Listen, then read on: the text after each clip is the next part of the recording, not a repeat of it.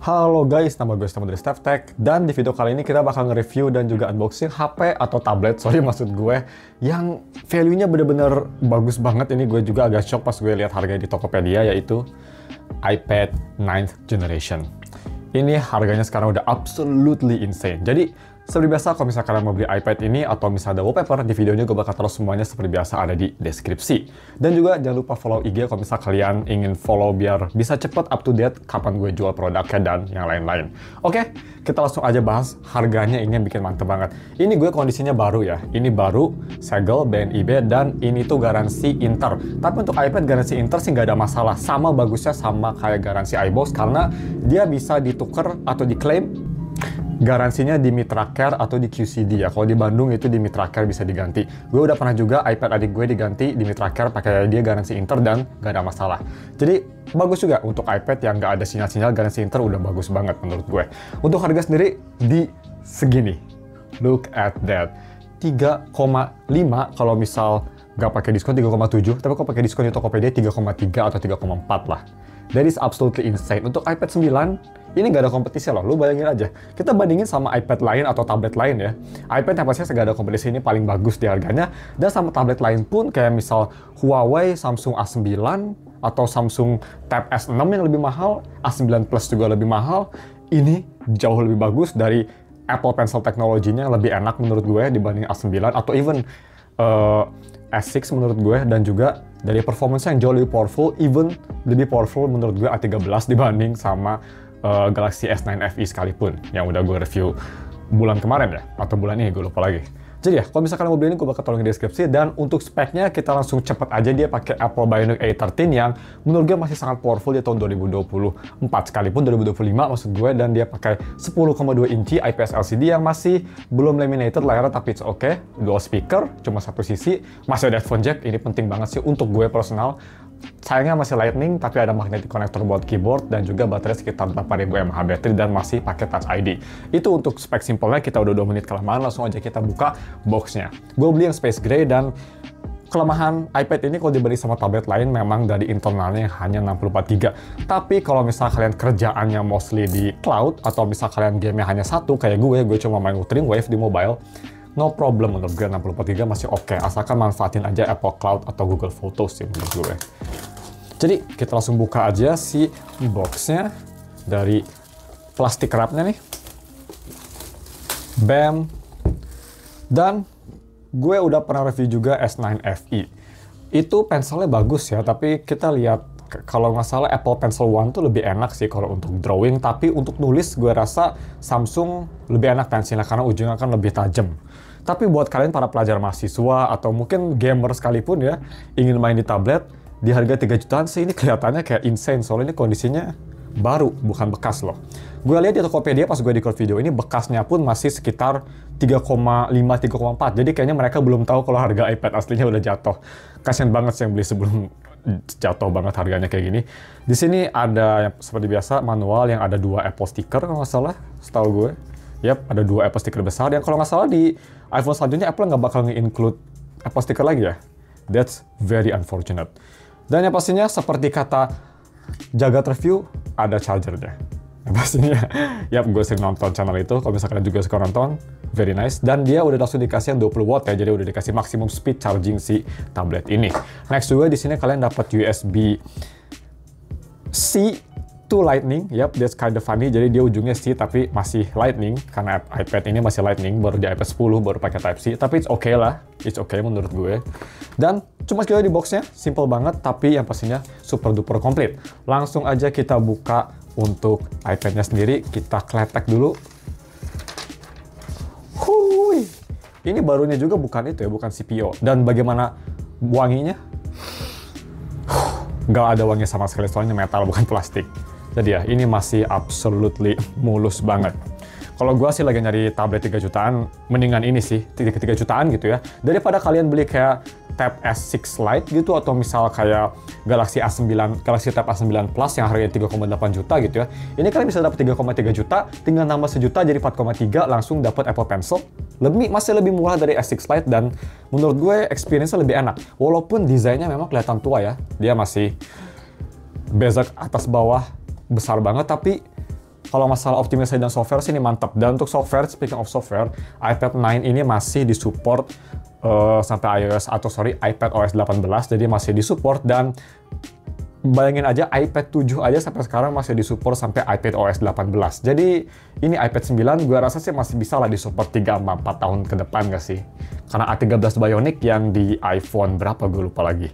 Di iPhone 11 series pun sebenarnya untuk light usage masih oke ya. Untuk light usage sama medium usage, even gaming gitu masih oke karena optimisasinya bagus. Jadi 3 jutaan sih untuk A13 menurut gue masih amazing. Dan gue saranin aja daripada beli kayak iPad, kalian mungkin mikir mau ingin beli iPad 8 atau iPad 7, mendingan iPad 9 aja karena sekarang harganya tipis banget ya. Gue lihat di market iPad 7 itu sekitar 2 jutaan, iPad 8 juga 2,5 jutaan, mendingan tambah dikit dapat ini yang lebih future proofing. Ya kita nggak usah cek unit, ini unitnya sudah absolutely flawless ya. Dia pastinya kan BNIB like new, bukan CPO juga. Power button, gue udah lama nggak pakai iOS produk karena gue udah pakai Android sekarang. Masih pakai Touch ID yang ini sangat nostalgia banget sekarang ya. Touch ID kayak gini tuh ngingetin gue banget sama iPhone 5S damn. Dan gue nggak tahu ini unit tahun berapa ya yang gue beli ini. Kalau misalnya kita nyalain nih kayak gini, aduh Apple logonya kebalik, keren banget. Tadi gue nyalainnya soalnya gini. Nice. Anyway, Lightning, masih Lightning, dan iPad 9 itu terkenal cukup tipis ya. Dia tipis banget. Nice. Jadi, oke, ini kalau nggak salah, aduh gue lupa lagi nih kalau nggak salah iPad OS 16 ya, atau 17. Anyway, gue lupa lagi.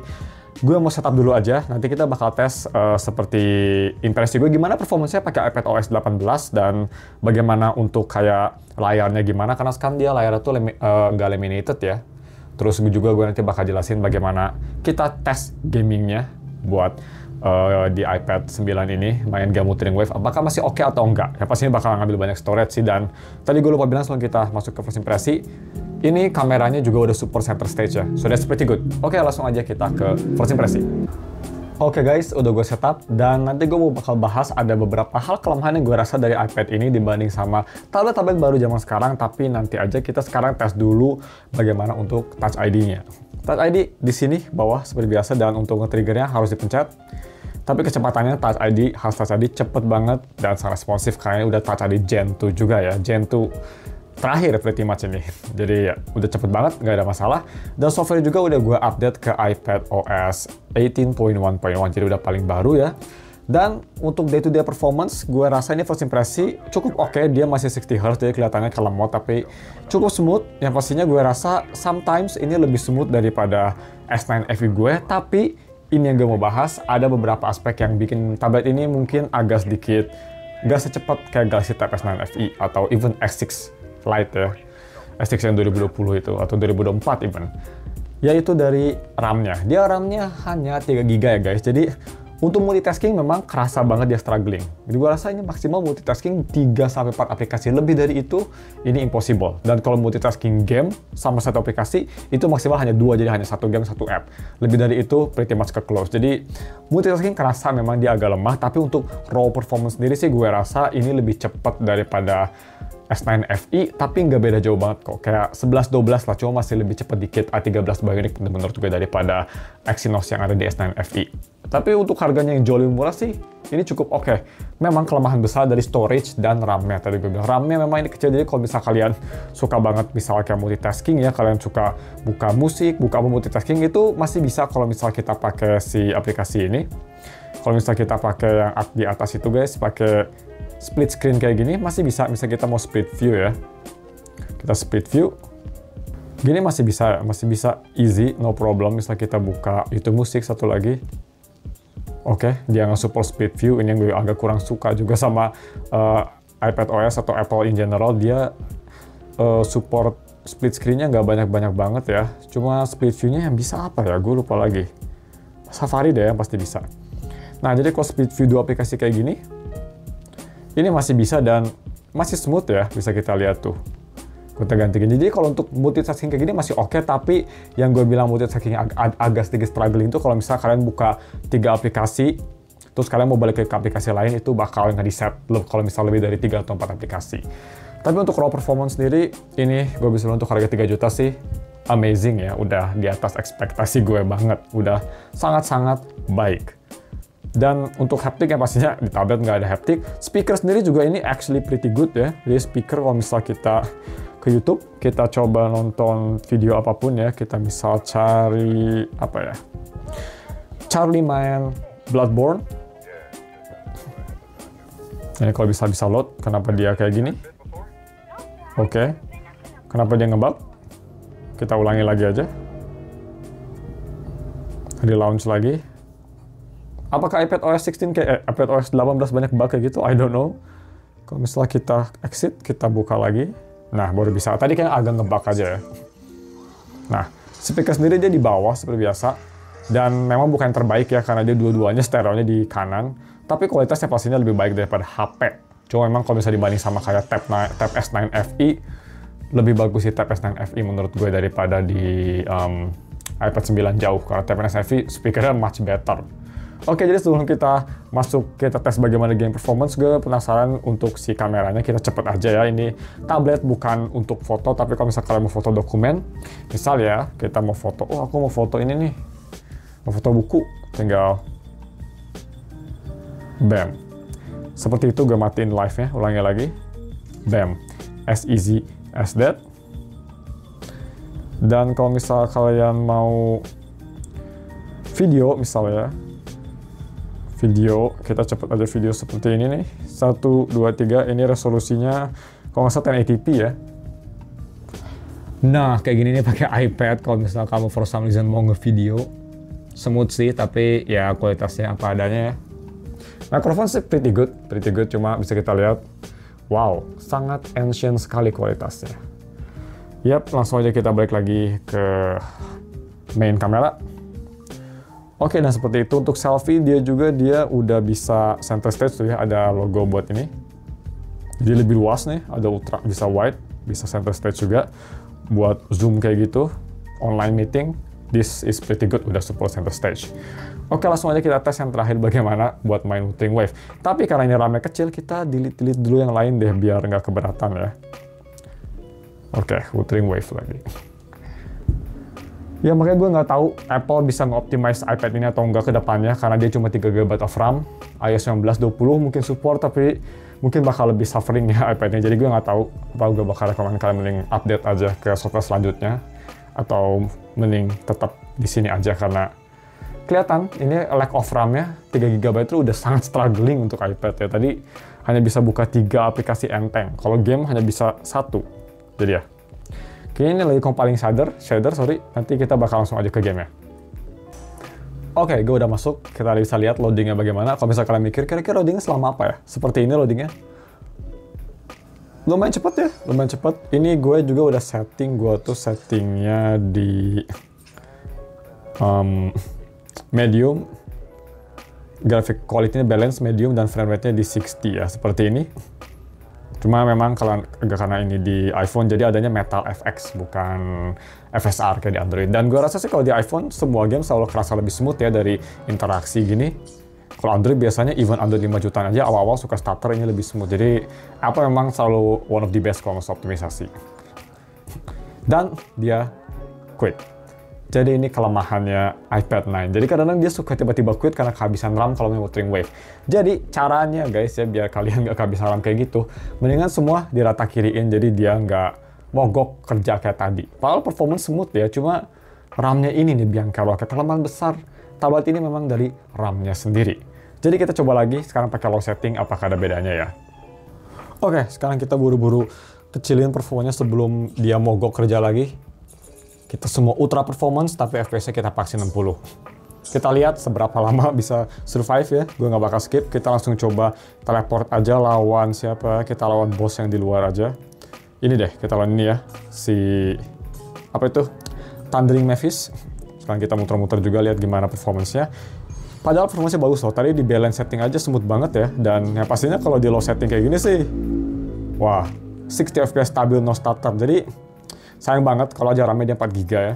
Pasti at least 4 GB untuk Apple udah lumayan banyak bisa survive.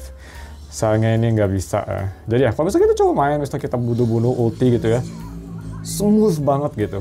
Sangat menyenangkan. Jadi Sayangnya kalau misalnya kalian mau main di sini, hanya bisa di low setting ya.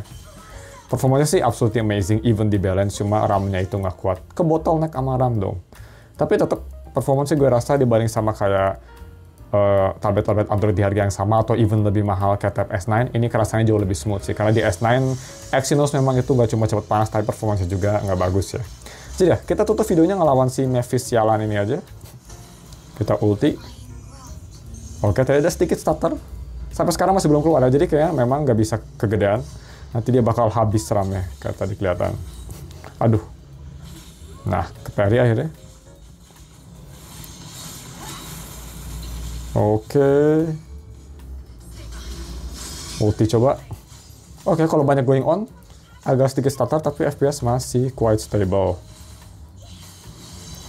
Ya, seperti itu ya. Very smooth sih, enak ini. Untuk combat ada sedikit stutter sama sedikit frame drop, tapi masih smooth banget, dan untuk exploring sih ini enak banget. Jadi ya, itu aja sih. Jangan lupa kalau bisa main game kayak Wuthering Waves atau Genshin, mendingan di low setting aja. Bukan gara-gara gak kuat chipsetnya, tapi RAM-nya kedikitan untuk game ini. Untuk iPad ini maksud gue. So, cuma segitu aja performance-nya.